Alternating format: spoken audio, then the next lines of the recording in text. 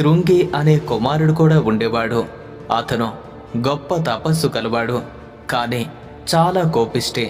శృంగి తన స్నేహితుల నుండి తన తండ్రికి జరిగిన అవమానం గురించి విన్నాడు. కోపంతో రగిలిపోయినటువంటి శృంగి ఈ విధంగా శాపం ఇచ్చాడు.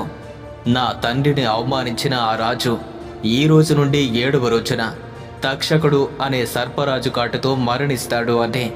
శృంగి మహర్షి ఇచ్చినటువంటి శాపం గురించి తెలుసుకున్న పరీక్షిత్ మహారాజు భయపడిపోయాడు.